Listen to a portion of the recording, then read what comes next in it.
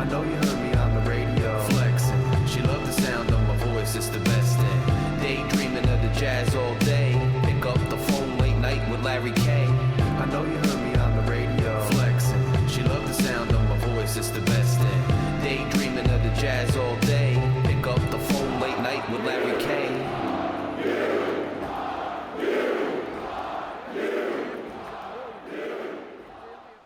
Rutgers fans, it's another episode of Night Watch. I'm your host, Larry K., and I'm coming at you this time after a rough outing last week.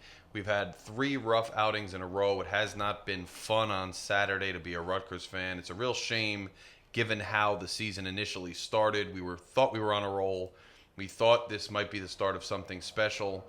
In the offseason, returning so many of our star players, to have the season come down to the way it has with a 4-3 record, and the teams in the back end of our schedule in November, many of whom looked beatable at the start of the year, are much more formidable than I think we expected.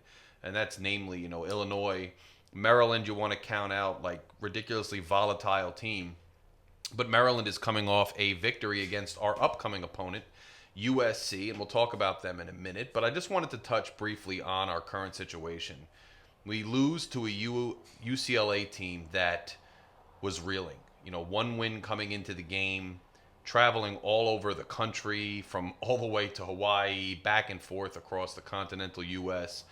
Those fans and those analysts didn't have a ton of faith that they would beat us. They knew they were talented. They have talent, obviously, on the perimeter. They have talent in the interior of the D-line. They have talent all over the field, but they weren't playing well. There was a lot of questions about the head coach there, taking over the way he did, and a lot of discussion on the quarterback Garbers and what he could do.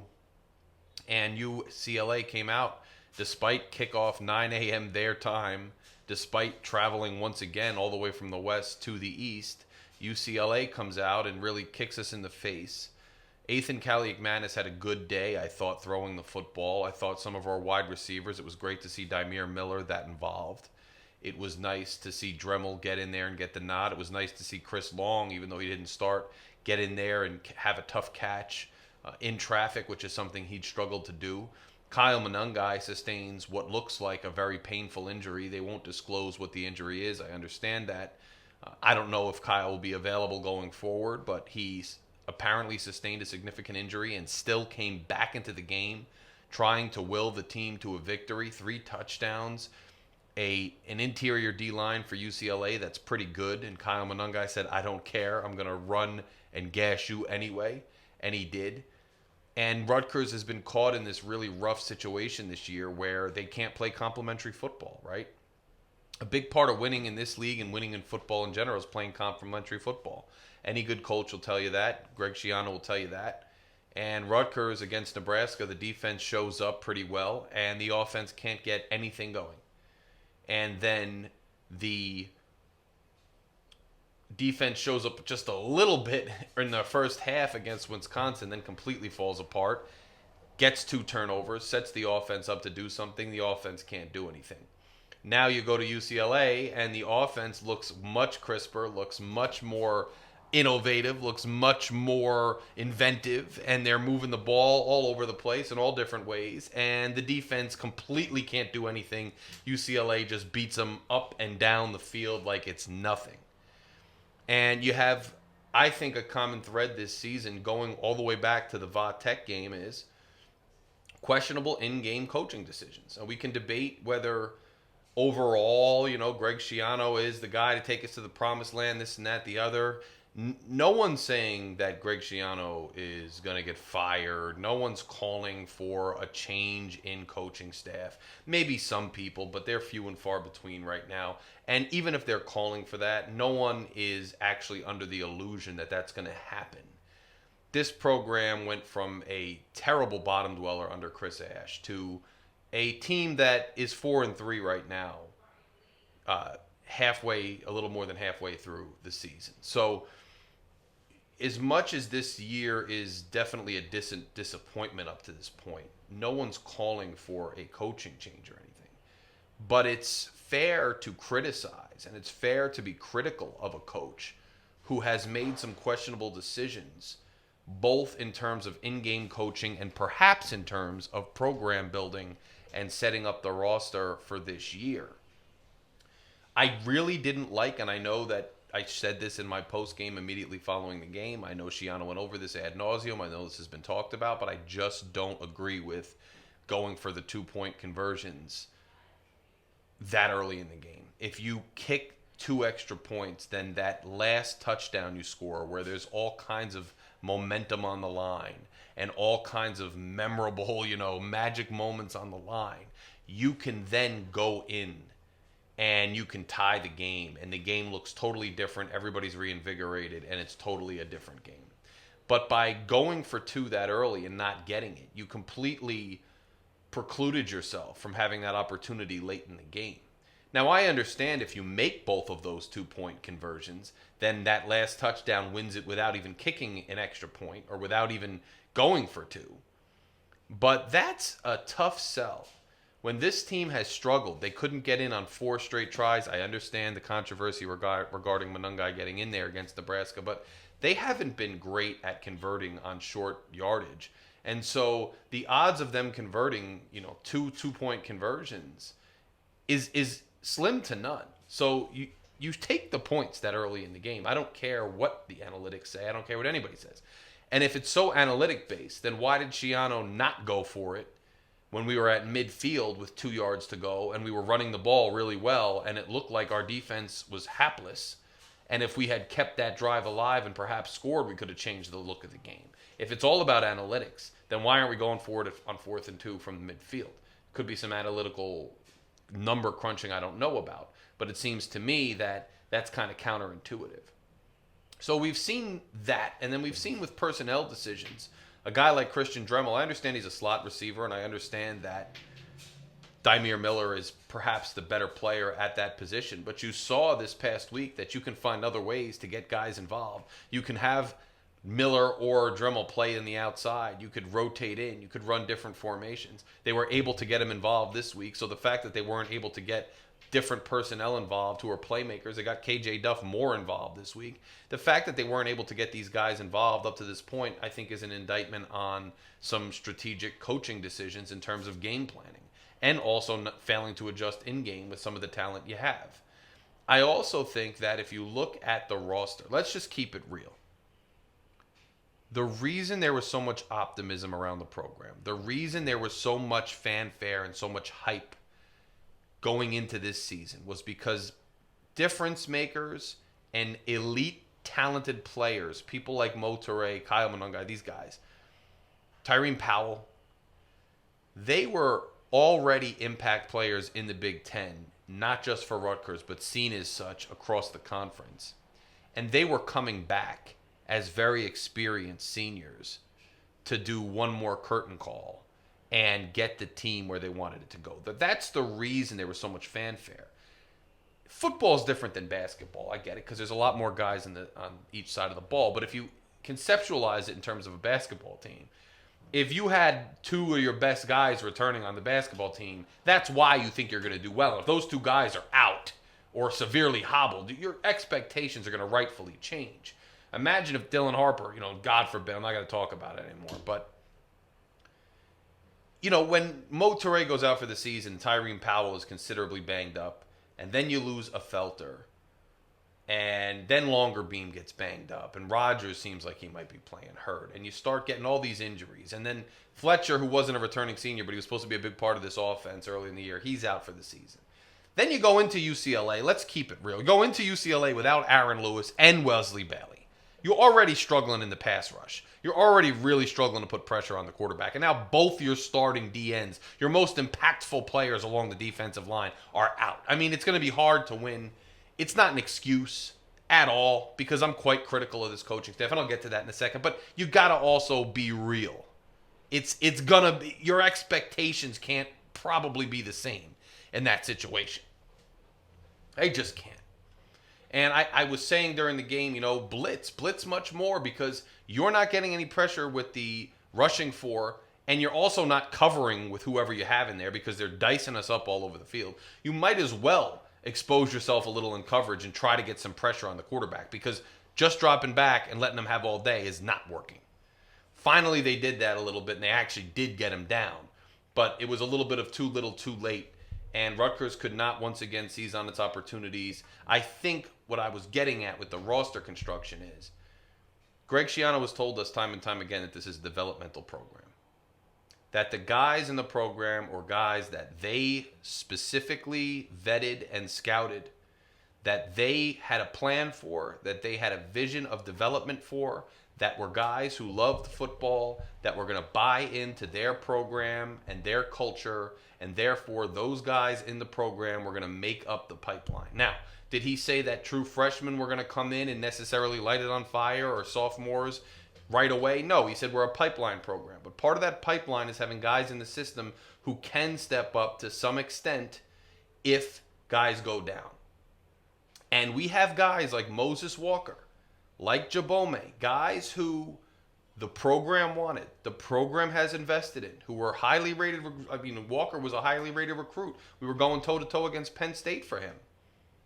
And they have failed to develop these guys, or they have failed to select guys they can develop properly, because you can look at the team and see that the guys in the two deep are not good enough to get it done, and that's an indictment on program building as well. It's not just game day coaching. It's not just injuries. There's enough evidence here that there is some issue with development, perhaps, or perhaps selection of players. Now, if you don't believe me, then why don't you just look at the true freshmen on the team, Ben Black and KJ Duff, true freshmen, Raymond, who are making impacts already, or Ian Strong last year. So those are examples of guys who young kids can just get up and play if they're talented enough, if they are the right guys to be able to do that. Now, not every guy is going to develop that fast, but you can't just say, well, these guys are young and they don't have experience. That's the only reason they're not succeeding. It's not on us and our development prowess. You can't say that when guys who are younger than them are able to make an impact. So it's not just if they're lower classmen. There's something wrong with the development here. Now, it needs to be pointed out, and it should be pointed out, and I'd be remiss not to point out that part of the fanfare that this program had as Schiano started to develop the program and started to get into a couple years into this thing, we had a recruiting class, the 2022 recruiting class. It was highly ranked. It was ranked in the 30s. It was vaunted. People were excited about that class. You had the number one player in the state of New Jersey, Jacob Allen. You had Monegro, you had DeCroce, and those are three offensive linemen that you thought at least one of them, hopefully two of them, ideally three, but that's not, doesn't always happen, would be big-time impact players on that offensive line. That was a huge coup when we recruited that class. With those offensive linemen, all three of them have now medically retired. That's bad luck. That's bad luck. Then you have a wide receiver in that class who never makes it to campus, a 4-star, big physical specimen type kid, doesn't make it to campus. You have a linebacker who gets kicked off the team, another 4-star, gets kicked off the team. And the list goes on and on. So part of the problem here is that some of our most vaunted and, recruiting classes with the most expectations that laid the foundation for what we expect as far as the pipeline developing have not panned out. Now, some of that could be developmental. Dante Chin just passed over in the depth chart. And some of that could be just bad luck. But either way, there's a hole in this team right now, and it's glaring right now, and it's showing, and it's just very disappointing if you're a fan and you have expectations. Now, when we go out into the transfer portal, I understand NIL is some level and something to do with that and who we can pay and who we can't. But we are paying guys to stay with the program, and we are paying our own guys to retain them. And we are going out into the high school ranks and into the FBS, other ranks, FCS, and getting guys. So if you didn't see, and you're the coaching staff, the fact that there was a glaring drop-off in linebacker and a glaring drop-off in the offensive line, to the point that we look like we do now, and to the point that Coach Schiano's getting up there at post-game press conferences and saying, well, kind of what do you expect? These are the second string guys. I mean, we should have gone out and made more of a concerted effort to bolster our ranks with somebody else. Even if it didn't work out, if you know the guys on your team are not going to cut it, you got to try something. And it's not like Rutgers is, don't tell me it's NIL, because it's not like Rutgers is going to go out there and get the best linemen in the country to come sit the bench because we already have 5 starters we like. All you need to do is just get some guys who are content to play backup at Rutgers just to see if you can develop them, if the competition, brings something out of somebody, if you can churn that part of the roster because the roster's not there. The fact that this staff was confident in this 2 deep, or at least seems like they were, going into the season, in Schiano's own words, where you're starting to get to the end of the pipeline, now we have a full pipeline, but all of a sudden the pipeline's not full. I mean, you got to call into question the staff's ability to evaluate the talent on the roster and the staff's ability to develop. Now, I know we lose a very good linebacker coach, and he goes to become a defensive coordinator. I know we really didn't even have a defensive line coach last year. All of these things factor in, but all of these things also have something to do with the head coach and the guy running things. Now, some of it's bad luck. I'm not calling for anybody to move on anywhere. I'm just saying it's okay to be critical of the situation right now. Even despite the bad luck, there's some criticism that's warranted right now. And it's very disappointing because the team was supposed to be at the end of its first developmental cycle and supposed to take the next step so that we could have a foundation to build on, even if next year was a step backward because it was the beginning of another developmental cycle. I mean, we're not stupid. We understand how things have to be built up and then gradually come back down when guys graduate. But this season has been really a shame.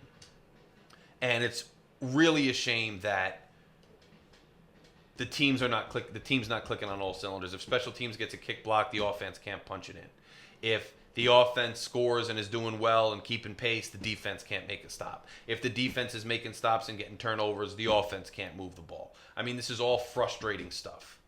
Frustrating stuff on every level. And I think what scares me the most is you look at the Virginia Tech game and we almost let that slip away, even though we should have won comfortably based on what happened in the first half. And then Washington, we win the game, but we had a post-game win expectation percent of 3%, according to Mike Broadbent of TKR. So we really shouldn't have won that game. It's awesome that we did. We did capitalize when we needed to with tough runs and scoring in the red zone to win the game. But Washington dominated us really from one side of the field to the other on offense as well and bullied our defense as well. And Washington isn't that great this year. I hate to break it to people. And then you have Indiana absolutely mollywhopping Nebraska, taking them to the woodshed.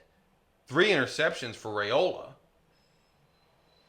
Just beating the crap out of Nebraska. And you start to think, wow, we were on the road. And Larry told us all is not lost. And we held them to 14. And all of a sudden you're like, well, Indiana beat the brakes off of them. Maybe they're not that good. And just holding them to 14 and only scoring 1 touchdown was pretty pathetic on our part. So all in all, it's just looking like some of the excitement early in the season maybe was a little misguided given the injuries we went into the season with and can further sustained. And there's a lot that needs to be dissected. I would say that the primary thing for this staff now is to get enough wins to get us to a bowl game. We've got 4 what you would have thought were toss-up games next month. And this Friday you have a game that going into the season most people probably penciled in as our toughest game, and it's still a very tough game. But perhaps we might be in this game given what's gone on with USC. I don't know. And you got to find 2 wins out of these last 5. And you've got to get to a bowl game. You cannot miss a bowl game in a year with so many expectations. Now, if you think I'm being a revisionist or whatever, look, I predicted 9 wins going into the season. That was before the Motoré injury. I did predict that. That being said, when I went on with Eric Boggs on his podcast and I talked about Rutgers and he asked me what's the floor and what's the ceiling for this team, I said the ceiling was 10 wins, but the floor was 5 wins. And he was like, oh, don't tell me that. But I said it. It's on record. You can go over there, the OHIO podcast, and check my work. I said the floor was 5. A 4 would be an unmitigated disaster, and that would mean we don't win another game all year. I see that as possible, given how good some of these other teams look, but we better win another game.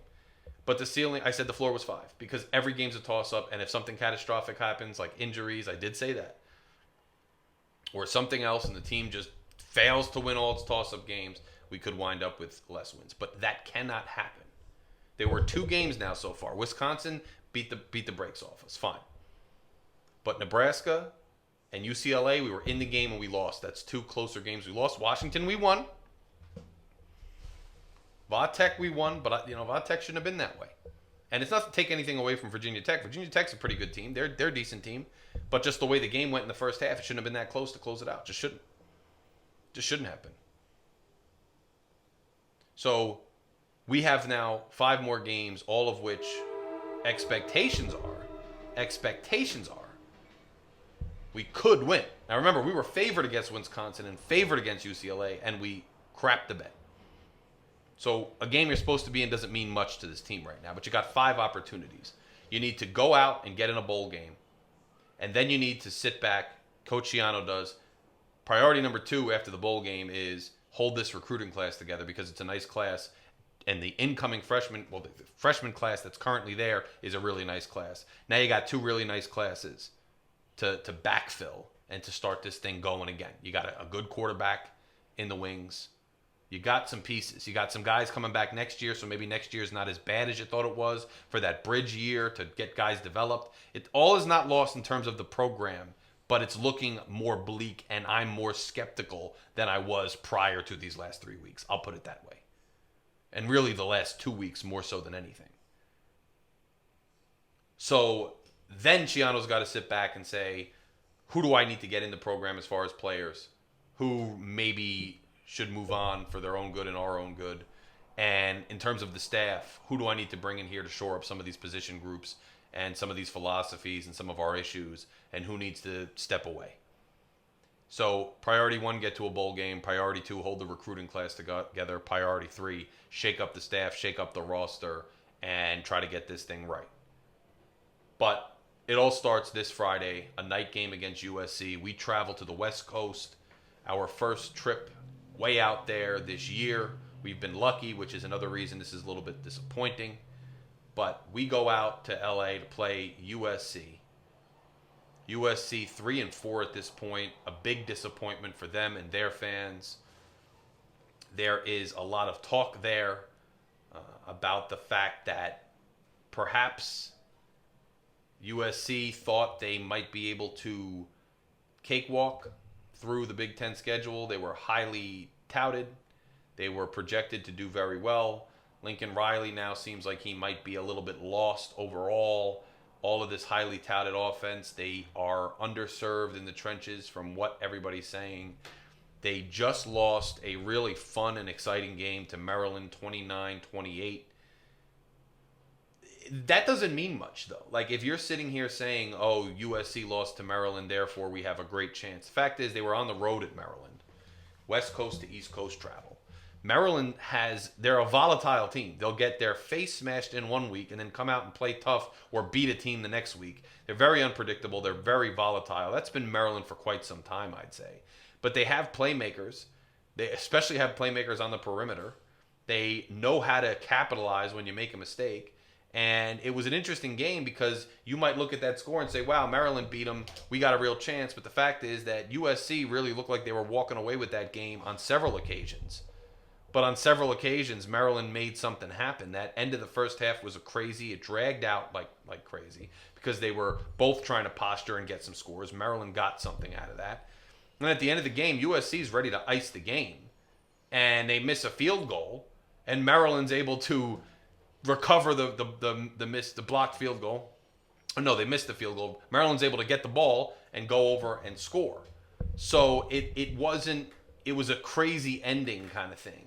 It wasn't as if Maryland dominated them from start to finish. USC still looks pretty good. So Miller Moss goes 34 of 50, 336 yards, 3 touchdowns, 1 interception. They have running back Marks carry 17 times for 82 yards, averaging 4.8 a carry and 1 touchdown. You had receivers all over the field making plays for USC. So it's not as if this was some beatdown from Maryland. This was a tight, tough game on the road for USC, and their showing was not terrible, but they just ended up with the short end of the stick. Maryland is a formidable team, and that's something to watch out for later in the year. Maryland is 4-3. So anybody counting that as a definite win is dreaming. Total yards for the game, they had 417 yards to Maryland's 429, 336 passing yards, only 81 rushing yards, and averaging 5.6 a play. Third down efficiency, they were 6 of 14. Maryland was only 2 of 13. So penalties, though, 7 penalties for 75 yards. They've been sloppy. They've had issues at the coaching position that people have talked about. They seem as though they are a bit of a disaster based on expectations and what expectations were. And there's some rumbling around the Big Ten stratosphere that perhaps USC gets a little bit down when it faces some tough adversity and has really struggled in that realm. And it's been a real issue for them. Now, there's been a lot of talk that their trench play and their defense has not been as good as one might hope it could be. Offense and Moss are getting things going, but they haven't been enough to carry the team. And so does Rutgers have a chance? Well, USC doesn't look like the sure loss that it did before the season started. But USC needs to get back on track. They need to get back to 500. And they're licking their chops looking at a Rutgers team that is reeling even worse than them, one might argue, coming into their building after traveling 3 hours across the country to the West Coast and kicking off at 11 p.m. Jersey time. They have opened up as 2 touchdown favorites over the Scarlet Knights. And both teams are reeling. Both teams are reeling. But you've got an offense in USC and a quarterback and playmakers who can make things happen. And Maryland was able to keep up, and it wound up, the ball bounced their way at the end, although it came close to not bouncing their way. And Rutgers is going to have to keep pace offensively if they want any chance of beating USC or having a chance to beat USC. Because if USC goes up and down the field the way Rutgers' defense has been playing, it's going to be tough to keep up. So you're going to have 2 teams right now who are looking to reinvigorate themselves, looking to retain some level of respectability in conference play. Both teams are 1 win in the conference. 1 win in conference, both of them. So USC doesn't look like world beaters, but they're more talented than Rutgers, and they're going to be looking for blood. But Greg Schiano said in his game preview press conference this week, and by the way, has anybody seen his press conferences lately? I mean, he's been contentious, man. He's been contentious. Call your shot in the post game, and then kind of this week somebody asked about all the injuries, and he says, well, guys have pads. They run into each other. Then somebody asked about winning or the score, and he's like, there's a big board, and it has lights on it. And when one light says you're higher than the other, like being very aggravated over the BS, over the press conferences, I don't really like it for him. I don't think that's the Schiano that's in his zone that's confident. I think that's the Schiano that's a little bit rattled, and I don't like it.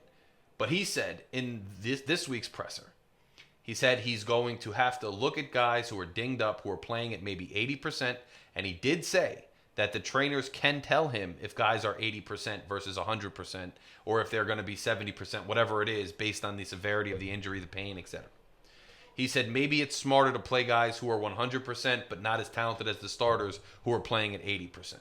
It's his job to figure out what to do. I don't have any doubt that Schiano is beside himself, he's at wit's end, and that he's going to shake things up this Friday to try his best to get some kind of spark out of this team. I don't know if it's rotating different guys. We saw some of it with Dremel and other guys. We saw some of it on Saturday, and it worked for the offensive side of the ball, but we saw guys on defense playing probably at 80%, and it didn't work. So you shook up offense and it worked. A, can you sustain that offensive output with the current shakeups? And B, how can you shake up the defense to get to where the offense was last game? And C, what do you have up your sleeve to pull out to kind of demoralize this USC team who's also reeling, and maybe pull out an equalizer somehow schematically or with innovation like you used to do when you block kicks, or what other detail you could bring up to chop the moment in that specific facet of the game to be an equalizer against a more talented USC team? I don't know. I think he'll try everything he possibly can this week in preparation to find a way to reinvigorate this team and reinvigorate this season. But I think it's going to be really hard to do on the road against USC. I don't think they win. Now, my streak is long gone. I was great last year. It wasn't that hard last year. Early this year, I was great, and now I've just completely flunked twice in a row.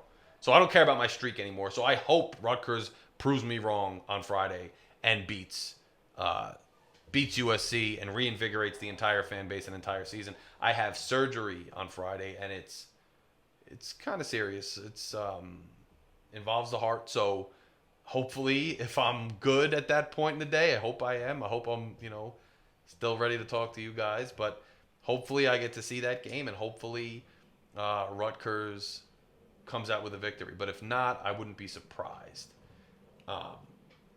And if they win or lose, if they win, it's a whole different output. It's a whole different conversation. It's a whole different season. It's a whole different thing. But if they lose, then they do have the bye week. And in the bye week, I think if they couldn't get it done for the USC game, I think Schiano is going to pull out all the stops in the bye week.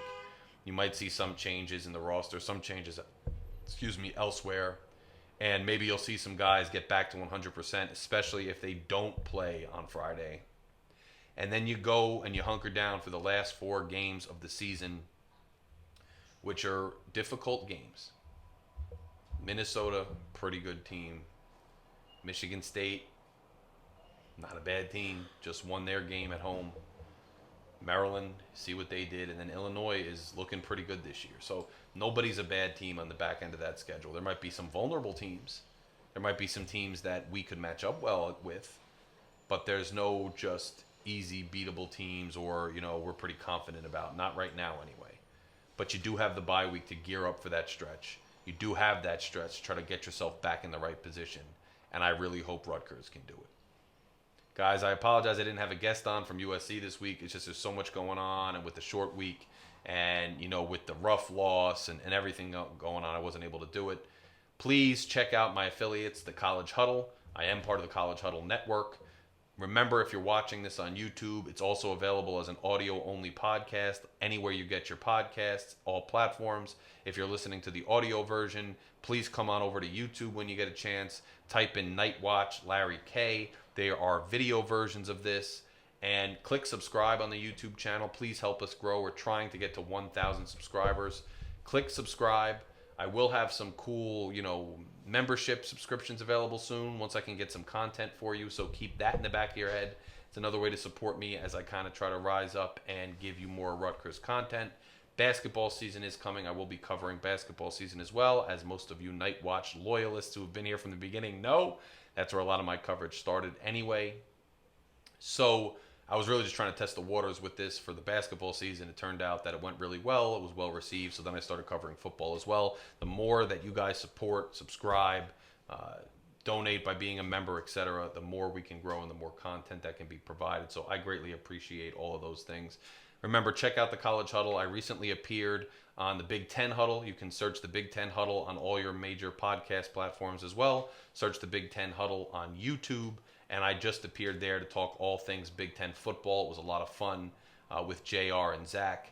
So check that out if you haven't yet. And I hopefully will have a written article for you very soon, domiciled on the College Huddle. It's kind of a bigger picture article regarding these recruiting classes and some of the reasons I think this year did not turn out the way we wanted it to. Once I have that written article out, I will share the link and share it so you guys can read it. But anyway, from one long-suffering Knights fan to another, let's cheer for him on Friday. Let's hope we get things together. And I hope you're all doing very, very well. Larry K. out.